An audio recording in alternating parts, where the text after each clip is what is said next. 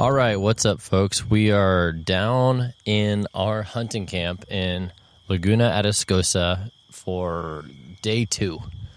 And what a day. Holy smokes. I think at a minimum you can say that we earned it. Whatever we got, we earned it. And we worked hard doing it in the process. What did we get again? I earned all that. I don't know. We definitely did not wimp out or, I don't know, give up or sell ourselves short in any way. Yeah. I think lots of miles were walked and biked and arrows were flung, and what a day. I guess who wants to start off? I guess I will, since my story, I think, happened first. Okay.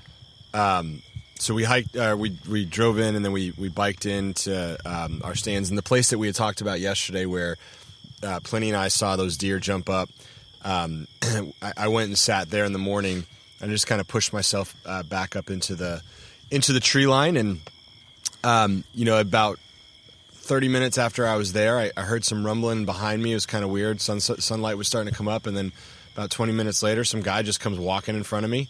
And it's already sunlight, and I'm like, wow, this is public land hunting right here. Yep. Yeah. So he just comes in and runs through, and I thought I was pretty much busted for the day, and I was a little frustrated. And then probably about 40 minutes past that, I see these 2 massive nilgai go running by me at about 90 yards. And bulls or cows? They were both cows. Okay. They were both cows, and they were not trotting. They were not walking slowly. They were hauling, and it sounded like they were horses. Galumphing. They totally were. Is the best word I've thought of. Yeah. I was telling Kyle earlier, I was like, man, there's a loud noise coming from that direction. It sounds like a couple of horses running towards me. And that's what it was. And they were about 75, 80 yards. I drew on them just in case they came back my way, which they didn't. And then they got to about 90 yards, stopped for about 10 seconds, and I'm like, I don't even have a pin for 70 yards, let alone 90. 90, yeah. And then they took off over the creek or over the bank. And so I was like, that was pretty cool. And then a little bit after that, I see a doe, a really, really happy young doe, about 400 yards away, just jumping for joy all over the place. And she starts coming, like, kind of towards my direction. And then behind her comes out a nice-looking buck, not huge, but not small, and another really big doe. And I'm like, oh, this is interesting, but they'll probably go a different route. But they ended up walking right towards me, so much so, in fact, that I was sitting about 1.5 or 2 feet off of this one little trail, and the doe came running right at me, and I could have reached out and touched her, the little springy doe. That's crazy. Yeah. And she freaked out when she saw me. She probably runs down that trail every day. Doesn't think anything of every it. Day. And so my thought process was, I could peg this doe so easily. I mean, she's 10 yards away. Even if she's bounding, I could peg her. But I really want that buck, because I didn't know how many bucks we would see. And so the doe goes up behind me, and the buck and the other doe are still coming in. And so I start getting nervous, because I'm like, man, I don't know if they saw me when the doe ran by, if they were looking. So anyway, the buck's about 22, I would say, 23 yards away. And he comes in, and he turns broadside to me. And so I draw on him, and he literally, if he moves 3 feet, he's out of my view. I can't see him anymore. And so I draw down, and I go to pull my bow around, and there's a branch there. So I hit my bow into the branch, and he looks over at me. And now I'm going, well, I hope my arrow can get through the branch, and I hope I can see my sights through the branch. And so I'm already starting from a chaotic point of view. And I didn't range him, because he showed up immediately. Yeah. And so I thought he's probably about 30 yards away, and I wanted to be safe. So I put my about 25.5 to 30-yard pin on him. And as soon as I fired, Pliny had told me about this a lot. This is the first time I've taken a shot on a deer. He said they'll be like juke artists and duck. This dude dipped, like completely dipped. If he had been standing still when the arrow got there, I probably would have hit him probably about, I might have spined him. I don't know. I still probably would have hit him. But, man, he dipped. The arrow went right over his back, and he took off. And so shortly after that, I started looking for my arrow and seeing if I did hit him, if there was any blood. Got a little frustrated. I was like, okay, couldn't find my arrow. So I So I'm going to go sit back down and I'm going to have a little snack because I'm hungry. And I, like 5 minutes after I sit down, this just massive herd of deer come out. It was probably 25 deer. Golly. I mean, it was so unbelievable. Cool. And there were 2 stud bucks in there, like just studs. Bunch of big does, bunch of fawns, couple of decent like little bucks, but then there was 2 studs. And they came out from about 300 or 400 yards down from me. They never came within more than about 75 yards of me, and they kind of followed that same path that the Neil guy did, which was on the other side of this opening that I was on. So I started thinking, like, if I was on that other side of the opening, I'd have a 20-yard shot. So they go by, they go up on the little hill, and they take off, and then another stud comes, like a real stud buck comes. He was old, he was big. You could see the ripples in his muscles. I mean, he was a good-looking buck, and he got within about 75 yards of me. And I considered it, and that's about as far as I went. Yeah, because I realized that's a no. Yeah. I realized I had already lost an arrow. Number one, you shot at one at 20 yards and it ducked. What do you think one would do at 75? Yeah, exactly. With a full second for the arrow. Yeah. There. So he ended up going away, and then I went out and looked for my arrow. I ended up finding it, which was good. And then I got a text from Kyle, and you can pick up your story. Yeah. So. I went to a different location this morning, and I rode my bike a long ways. Daniel clocked it on his app when we got back, and it was a little over 5 miles one way. So Lance leg strong over here. Yeah, pretty much. Oh man, not strong. 5 o'clock in the morning. Yes, I was whooped, but I got out there before the sun came up, so I sat down and got destroyed by mosquitoes for probably the first hour. They're just awful because it was just, I was sitting next to just like slack water and swampy nastiness. This is swarms around me. It was horrible, but luckily I brought a little thing of bug spray and it protected my hands, which were getting eaten up, in my neck. But back of my shoulders, I ended up putting some on there too because they're still biting me through my shirt. So I did that, but probably 30 minutes after sunrise, a doe and a yearling came walking out. They're about 80 yards away to my right, and they walked across in front of me, which is why I was sitting there, because there's a trail there that was pretty heavily used, and the little yearling took the little trail that was 20 yards out in front of me, and the doe stayed out at 70 yards. So I just sat and watched, and they looked at me a couple times. I drew once just because I do that to practice, all right, drawing an animal and are you steady and things like that. Did they see you? And just to practice on things like that, where it's a legal deer to shoot and things. So, if for some crazy reason the arrow goes flying and I shoot the deer, it would have been great and I would have loved it and I would have eaten it. But I didn't on purpose. I drew back and then I let down just to see if I would get. And you let down because the deer was too far, or just because you wanted to see what else was going to come in, or what was your thought I there? actually drew back on the yearling, and I just didn't want to shoot it because it was a young deer. Yeah, it was small, It was, and I was telling Daniel, I could tell by how long its face was or the snout was that it was young, but I wouldn't have really been able to tell how small it was if the doe wasn't so big. She was another 40 yards beyond it, and she looked like a big healthy doe, know. So then maybe I was just oh yeah, this guy's tiny. I'm good. I'm not shooting that one. But it was the fawn was no spots. It was it could survive by itself. It was browsing around and everything.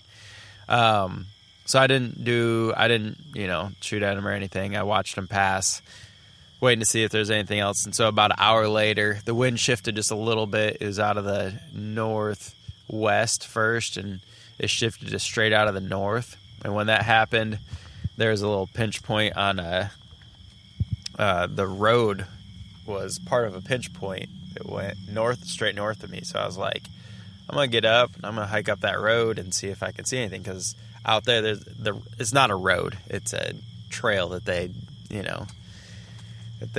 went through with a brush hog with and knocked it down. So I decided to go hiking up that trail.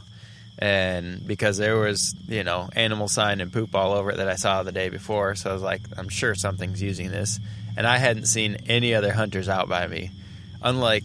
Because you went. Yeah. You're 5 miles back. Yeah. 5.3 more than miles 5 away. miles back. So, yeah. So I started hiking down this trail, and I saw a hog at, I don't know, between 75 and 100 yards, which I wasn't like, I didn't get all, like nervous or like scared to bust it or anything, because like it's a hog. I was just like, hey, cool, if I can like sneak up on it and shoot it, cool. If it runs away, cool. I saw a hog.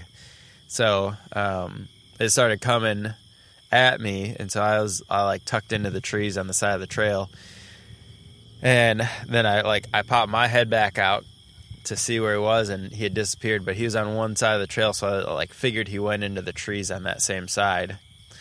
And so I kept hiking up a little ways to like see if I could see down, because next to the trail there's about, I don't know, between 10 and 20 yards of trees, depending on where you were. And then it was like the lagoon pools right below. So, and there's like 10 yards of mud that, had animal trails on it. So I found a little opening where I could like see next to the lagoon, and then I could like kind of peek back over into the trail. And so I got up there, and I had a arrow knocked, and I just kind of, take 5 steps to the left and look down the trail, see if he was there. He wasn't there. Take 5 steps to the right, look down the beach, see if he was there. He wasn't there, hadn't showed up yet. And I actually came back out on the trail for a little bit, and I started walking forward, and I heard something.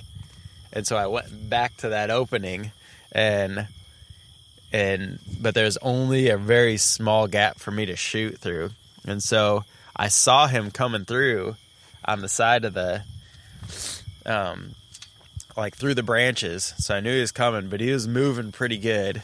And he got into the opening, and I was already drawn. And so I just flung an arrow at him, and I hit him. But he took off running, and he ran up towards the trail, up the little bank towards the trail. And so I walked back, kind of jumped back over and looked down the trail, and he went running across the trail with an arrow sticking through his hindquarters. Oh, man. Yeah. So I missed, it was a good probably 10 inches back of where I was aiming. Well, and you said you were, he was moving pretty good. Yeah, so it sounds like it was just kind of not enough lead type of situation. Yeah, well, that's what I thought at that point. So he ran into this nasty, heavy brush, and I was like, all right, well, I marked the spot where he went in, and I couldn't get in the brush there because it was just crazy, nasty stuff, and I didn't. If I would have known I shot him in the lungs or something like that, I would have just waited 10 more minutes and then pushed my way through there or something. But I saw where I hit him, so I was like, I know he's going to keep moving. And he's going to go pretty far if he even dies today, you know. So I decided to go back downwind and curl my way back up on the other side of the trees on that side, and there's a field over there.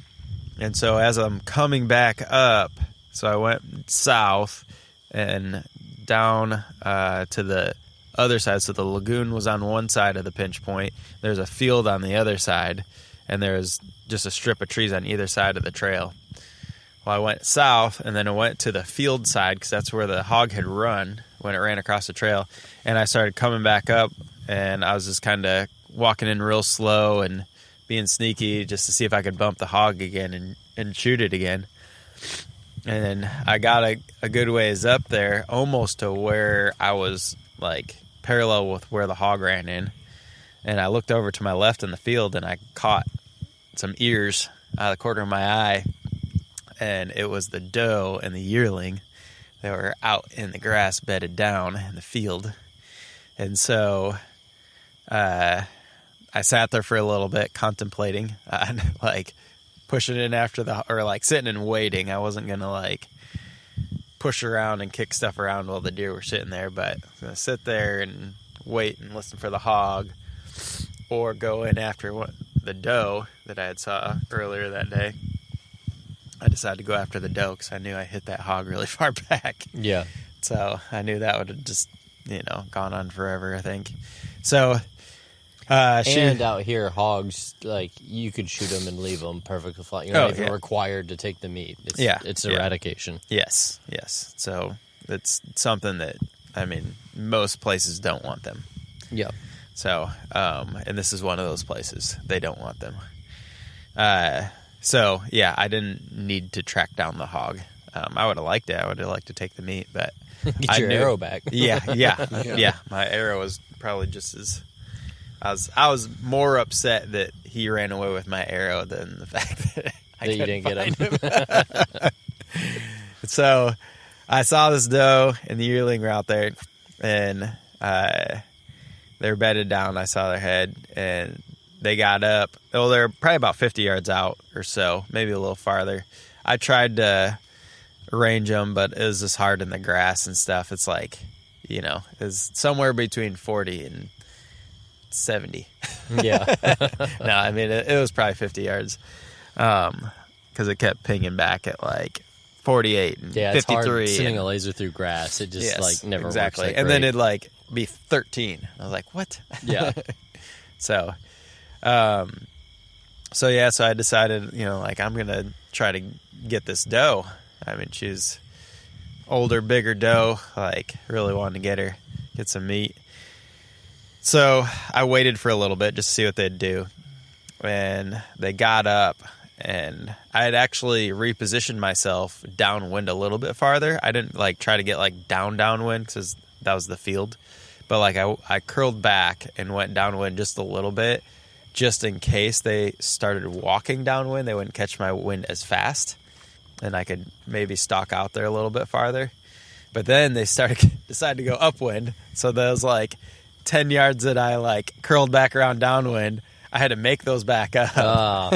So that was my I probably crawled 15 yards. You did the right thing though, I think. Yeah. But I crawled 15 yards out into the field, but angled back upwind because they were walking upwind. I was trying to stay parallel with them, just have the closest shot possible. But they were walking through this really long grass when they started walking. And so I didn't have a shot on them at all. And so I had to wait, and there's a spot where the grass shortened up quite a bit. And so I just kept crawling up to where she crossed that spot, I would have a shot. And so I ranged that spot. It was I think it was high 20s or something like that. And so she walked into that spot. I drew back. She was looking right at me. I let the arrow fly. I heard it thump and hit her, and I was like, oh, I was so excited. And because I was like, all right, I just whacked her, She bolted. She ran right into that heavy, nasty brush, the same brush that the hog ran into. It's everything down here. It's either wide open or so crazy thick. Yeah. If anything grows nasty, crazy brush, if anything's higher than your waist. Yeah. And then if not, it's just this prickly grass crap that sucks to walk through. So I waited a little while because I watched where she ran in. It's just so I went back over to my bag and everything. I sat down, drank some water. And I waited 30 minutes. Sounded like a good shot. I went out. I looked for the arrow. Couldn't find the arrow. So not one arrow gone on a hog. Second arrow gone on a doe. Couldn't find that arrow anywhere. I grid searched for the arrow for probably a good 20 minutes out there. That was just disappointing. So she probably carried it off with her. Yeah. So I went in where I saw her go in, and it was so thick. I had to take my backpack off. The bow was down on the ground. I had to take my bino harness off, everything, because I was belly crawling under the thickets just to get in somewhere where I could, like, find blood. And so I just started crawling back there. And sure enough, I had crawled about 10 yards in, and the blood was right there in front of me. There's this little, like... Good find, man. Yeah. I mean, that's tough to find it like that. Yeah, but. a little spot of blood right there. And so then it just started, like, I saw blood sprays. And so, like, bright red, like, good looking, like, yeah. And so I kept crawling and crawling and crawling, and I crawled all the way back to the trail that I had started on that I shot the hog at. So I crawled out to the trail where the last spot of blood was. I marked it on my map, like, here's the blood. And then I looked up and down the road a little ways, or the trail, and I couldn't find her. So I walked all the way back around because I wasn't going to crawl back through the crap and get my stuff. So I walked all the way back around to the south, got my stuff, started walking back out. And at this point, I told the guys that I had shot a doe, and they're like, you want us to come help? And I was like, I'm really far out here, was the first thing I said. But I was like, but sure, I mean, that'd be great. So Daniel decided to take the trek and get on his bike and haul his butt out to me. Because you were already going back to the truck for something, right? Yeah, I was dropping off the blind that I had brought out there with me because it wasn't working for me. Yeah.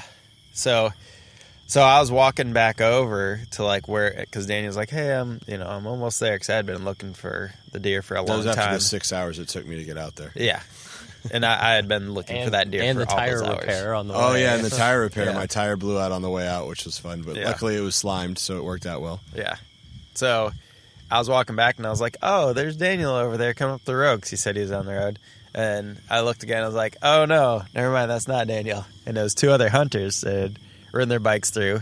And they actually said the first thing they did is they looked out in the field that I was in, and they were like, oh, it's a nil guy. And they're like, oh, no, that's a hunter. That's a real guy. Yep. Not a nil guy. And they were like, yeah, your camel was, like, kind of grayish, and so we thought that you're a nil guy. Well, I guess that's why we are orange down here. Yeah, exactly. So I'm glad they didn't fling an arrow at me. But the other thing they saw was my doe, which this was the saddest part of my day, is they saw that they spooked the doe. They bumped her, and she had run down off the other side of the trail, and the guy said that he saw some guts hanging out of her. Yeah. And I was like, in my mind, I was like, are you sure that wasn't, like, the arrow hanging out of the other side of her, you know? But she had gone through all that junk. Yeah, it's like if it was arrow, a little back, then it Yeah. probably just kept ripping open. Yeah, so, man. So, and if I hit guts, that means I hit left again. So I hit left on the hog. I hit left on the deer, and she was straight broadside. So I was like, I don't know. I got super bummed out. Daniel and I, searched for her for another, I don't know, hour or so. Yeah. This is after I had been looking for her for, tracking her for 3 hours or something like that. So I think I'd put in a good 4 hours of tracking and searching. And there was another spot that I thought she'd bed down because that's where she came from that morning. And so I went out there and I crawled around in the brush out there and bushwhacked my way through that for a little bit. Couldn't find anything, no blood, nothing. And so it was just like one of those things is like, I don't know, like my stomach hurt when I got back to my pack. It's like pulling the bike back up on the trail is just like shot a hog. At 12 or 1 o'clock in the afternoon when it's just dead sun, no clouds. Oh, yeah. It was hot today, man. Yeah. Felt like the breeze went down for a couple hours, and it was toasty. Yeah, I was out of water. I need to bring a lot more water tomorrow. But, yeah, so I was like dehydrated, hot, just had been searching forever, shot at 2 animals, and came up with nothing. It's just, I can't tell you how I I still feel, but how I felt at 1 o'clock this afternoon, man, I was not in a low place. Yes, not happy. Short-term depression, I think. Mm-hmm. So I felt it about 10 o'clock this morning. Yeah. So, I don't know. I mean, I felt horrible. Just like, I hate wounding an animal. Yeah. And, like, not being able to recover it. Like, that's just, like, the last thing you want to do as a hunter. Yeah. And it tore me up. So, I don't know. I was pretty upset about it. The hunter that talked to me earlier, that saw her, was still sitting on the side of the road, and I just chatted with him for just a couple seconds as we rode by him a little bit later, and he was a nice enough guy, man. He's just like most of the people down here are pretty cool. Yeah, he was. I mean, he was trying to help me out at first, and then even when I said that, he was like, the hunt's still young, like, it happens, he was really, really good about it, because I was beating myself up about it. That's really the cool bad. thing about bow hunters. Like, even if you live on opposite sides of the country, and it's like, when you kind of like torture yourself to do it the hard way, and like there's other people who do that, they're like, you get it. Like, I get it. Yeah, like, and I know when a guy's in a low place. Yeah. And like, Yep.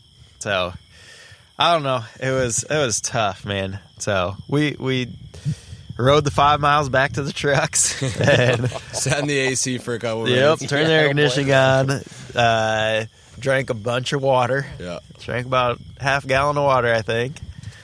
And we went back out. Dang. So yeah. So it was crazy.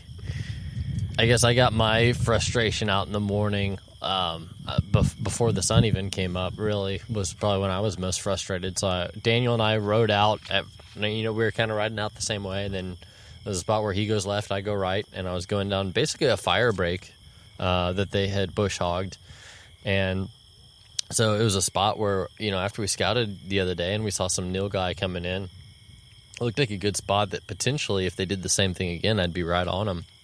So I was headed there, and I had gone almost all the way down, and it wasn't that far, but bicycling through freshly bush-hogged grass was just a pain. Like, it was just obnoxious. But got almost there, and then I saw somebody flash a light at me. I'm like, shoot, somebody's right there. So somebody was basically sitting where I was planning on sitting. But they beat me to it, and honestly, I thought it was good because there was nobody there ahead of us. We were the first ones to leave from our parking area, but I think it's somebody who had come in from the other gate and come all the way up. Yeah. So I saw that guy. I'm like, shoot, I guess I'll turn around. I kind of had a fallback spot that I was going to just look down that lane. And so I turned around and go back, and then there was a dude building a tripod stand, like morning the of. time it took you to get morning down the other side. Morning of like the he had first come one. in behind me and was like starting to put this thing together. Like I just heard like a socket wrench, like and I'm like, what? You feel like a runner stranded between second and third. Yeah. And so I'm like, well, I can't go back now. Like, and so I just like threw my bike in the ditch. I'm like, I guess I'll just go creep through the woods. Hopefully I won't mess this up. So I'll try to be careful. And I went back to that first spot that we had pinned on the maps that was kind of a nilgai poop pile and then kind of a crossroads of some trails. Sat there, didn't see anything. And I like if I had sat there all day, maybe something would have walked by. But I was anxious enough and antsy enough and just wasn't super confident about that spot. So I'm like, I gotta move. So probably 8 o'clock, I start going through the mesquites, walking real slow, trying to work my way to kind of where we saw the nilgai the day before to come in way downwind of them because the wind was still out of the north at this point. Coming way downwind and not be right where that other guy was either, kind of the opposite side. And I had been kind of stalking the woods very quietly, very slowly. And then I heard all this crashing, something running through the woods real quick. So I pulled an arrow out of my quiver, started knocking it. I think I had just clicked up my rest. And then a nilgai ran 10 yards in front of me. And I saw blood streaming out of its shoulder. So somebody, probably the guy who was in either that tripod stand or where I was going to sit that morning, had pegged one. But it looked like a high shoulder shot. and on those things, their shoulders and back is so big that I don't think it was a lethal hit. So it was crazy having an animal that big run 10 yards from me and not know I was there.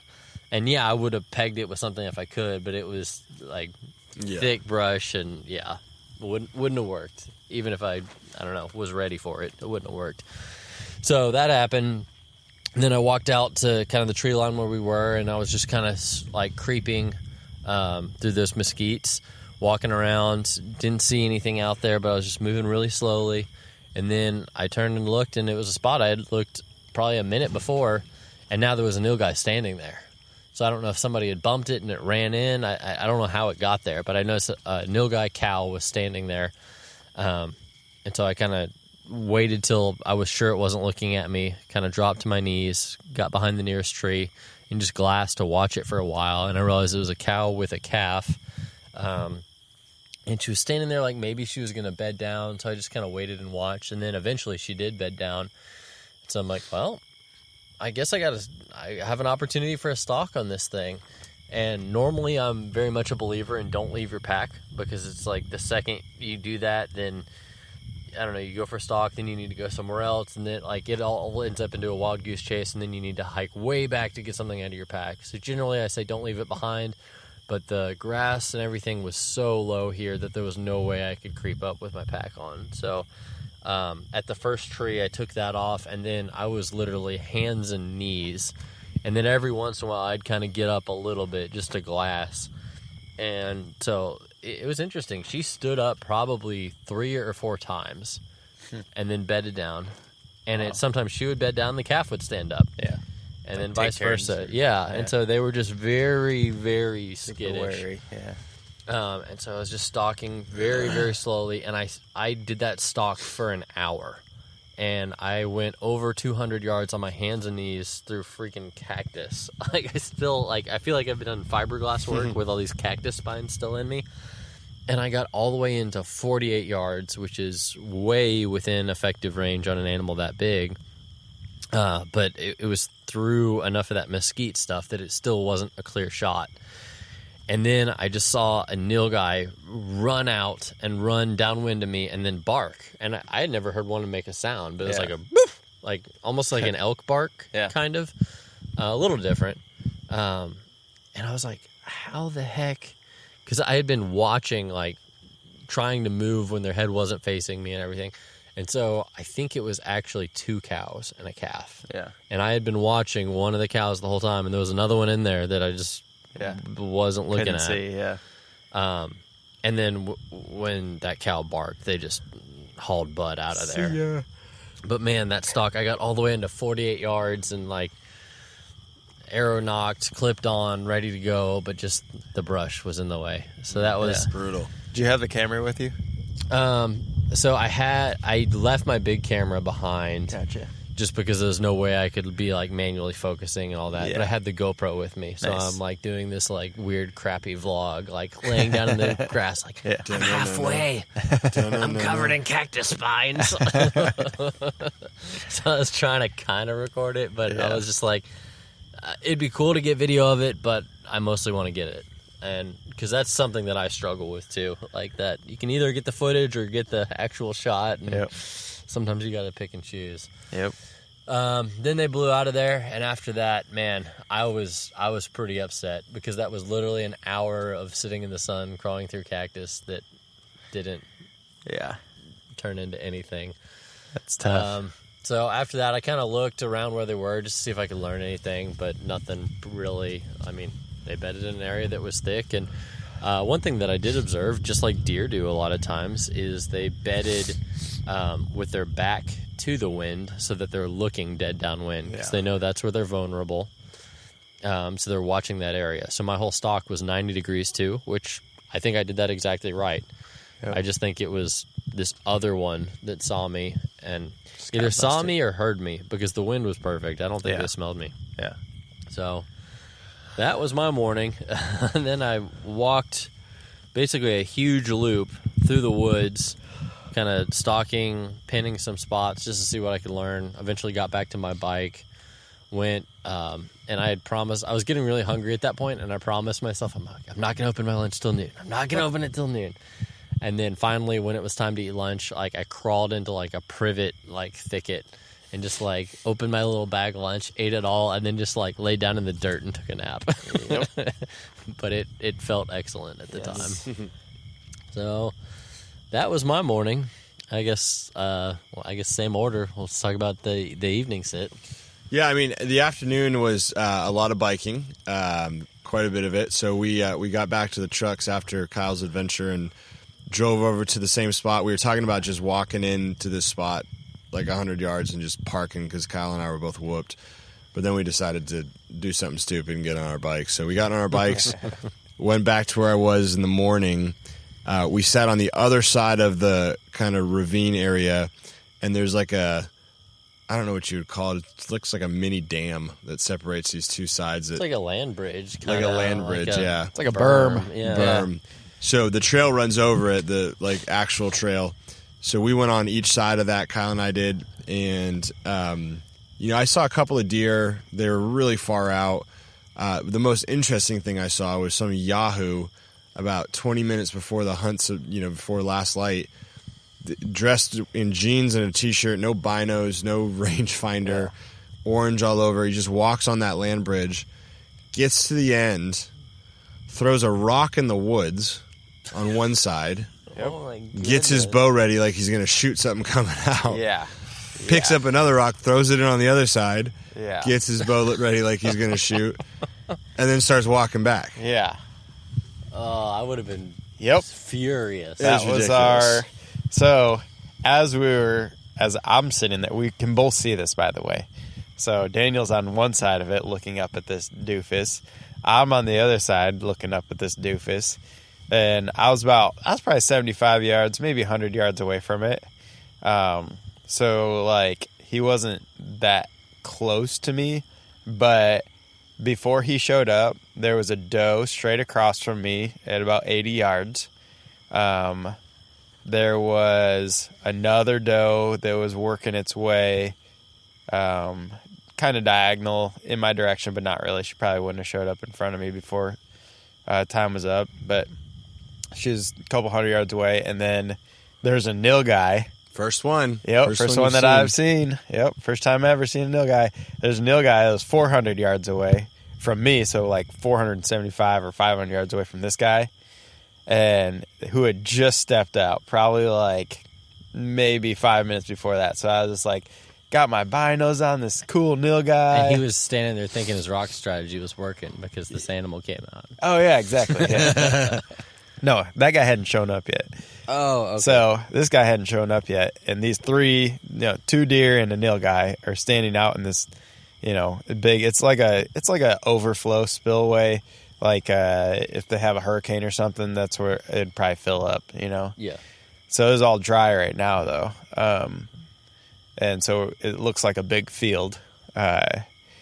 And so I see these 3 animals in this one field, and this guy comes walking out on the land bridge, and all 3 of them just disappeared. It's like, even the nilgai that was 500 yards away from him was like, nope. Yeah, no, I'm out. Yeah. You throw that rock, I'm out of here. Well, that doofus was skylined because he's standing up on his berm. So skylined in orange and blue jeans. It's like not only was he ruining his own hunt, but he was ruining everybody in the valley. Exactly. Unbelievable. Yeah. Do you think it was the same guy that showed up right before we started? Yeah, absolutely. You do? I do. Okay. Yeah. Well, somebody popped out on that land bridge right after we sat down, probably like 30 minutes after we sat down. So it was still like early afternoon, which is like no big deal. I waved my hat at him. I think, waved mine. Yep. We both waved our orange hats at him. And he kept going? No, he walked backed back. up. He backed out. Okay. He backed out. So I don't know if that's the same guy. Maybe it was, maybe it wasn't. Yeah. But maybe he just went back 20 yards. I didn't notice what sat. he was wearing. He was wearing his orange, but Yeah. like I didn't notice I didn't he had either. jeans Yeah. or whatever on. So I don't know. But the guy at the beginning of the night, I mean, did what I would have done. Yeah. He stepped out. He kind of peeked down, and it was like what 4 o'clock or something Yeah. like that. Yeah. He wasn't 3:45 busting or anything something. up. He wasn't. Yeah, he like peeked, probably just looking to see if there's anything out in those fields and seeing if there's any people and stuff like that. Saw that we were there and backed out. So it was like, no big deal. So we're like, oh, nice. Like, people on public land are cool. Yeah. It's like I haven't met one that wasn't cool. But we also saw one who was an idiot. Yeah. I mean, if I sat down and had a beer with him, it might have been all right. But And now you know the he's spectrum. not a good hunter. Yeah, totally. The rock checker. Yeah. Rock chucker. It's like going to a lake and just being like, hey, maybe if I throw a rock in, the fish will come up so I can Yeah. catch them with my hands. That's exactly Like, what it is. that was about the skill Goodness. that he was using to try to get a deer. Yeah, I could not believe On a it. public land So, archery hunt. yes. Way back. Yes. Ugh.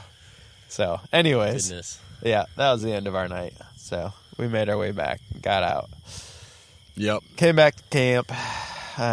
Daniel picked Pliny up at another gate, and we cooked up some Axis sausages for dinner. Yeah, they were great. Yep.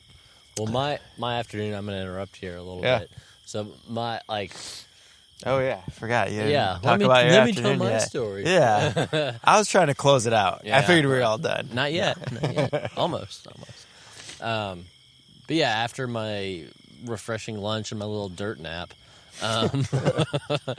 I got up about 2 o'clock just because I was tired of just sitting there in the dirt. So I'm like, let me at least find a place to sit tonight. And I had pinned some general areas that I thought were good, so I just needed to find a specific spot to kind of set up. So I started walking down that direction, and sure enough, I spotted a ground blind. Somebody had a pop-up set up there, and I'm like, shoot, that was kind of where I was looking. One of the areas I was kind of looking. And then I saw somebody, waving an orange hat from inside the pop-up. I'm like, yep, they saw me. Okay, I'm going to back out of here. You didn't start throwing rocks? No. It was Why not? Come on. way too far. Oh, okay. All right. Maybe next time. Yeah. It's always My a slingshot strategy. or something. Yeah. But with the strategy, I'm like, I popped out of there and I was going to check out that whole area. So knowing that there's somebody there, do I go downwind or upwind of that guy? I went upwind of him, of course. I mean, not to be a dick, but just if somebody's already sitting in there and their smell's gonna go going downwind of downwind, like I'm not going to go set up downwind of somebody. Yeah. And I left some space. We were probably 300-400 yards apart. But found this kind of little meadow that looked interesting. There wasn't a ton of fresh sign there, but it was really dry and just kind of like cracked, dried mud. So it's kind of hard to see fresh sign in that anyway. Yeah. But I noticed there were a whole bunch of dandelions in that field. And as I've been walking around, I'm like, what are the deer eating down here? Yeah. Because there's no clover. The grass a lot of times is grown high that they're not eating that. Oh. But I'm like, all these yellow flowers, like they're probably eating that For stuff. sure. So found the best spot for the wind, set up.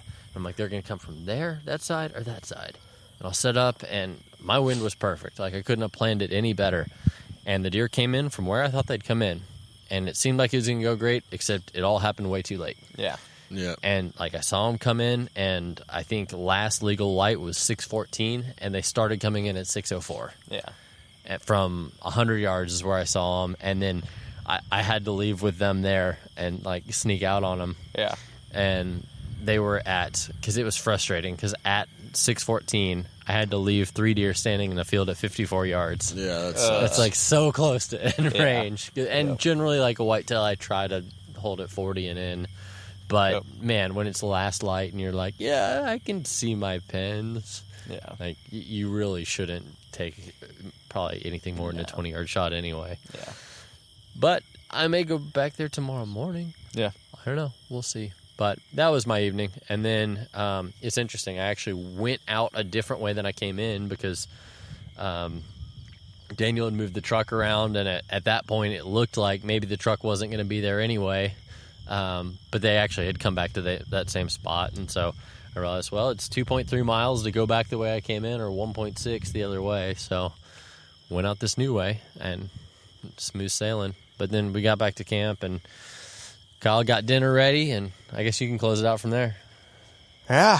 So we filled our bellies, ate some Oreos, had a drink, and Now it's bedtime. tired as poopy. Yeah. No Well, doubt. exciting day 1. Day 2, I think we've got a good chance of getting on them because I think we know a lot more. We know a whole lot. We know what's going on.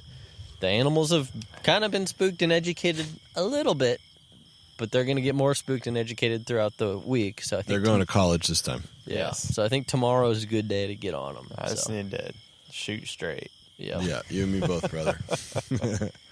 You shoot straight, and I'll shoot the right up and down. Yes. I'm going to pull my bow back tomorrow. Yes, you I I are. have a believe you feeling will. I'm going to pull my bow back tomorrow. Even if it's not on an animal. I'm just going to do it. Hey, I pulled my bow back. Yep. So Nothing. I think it's been a hard day, but a good day. Yep. So now it's Yep. time to hit the sack and be ready to do it again tomorrow. Tough day. Yep. So hope you guys enjoyed this. Till next time, stay safe, be free, and never stop seeking adventure. I'll be done saying.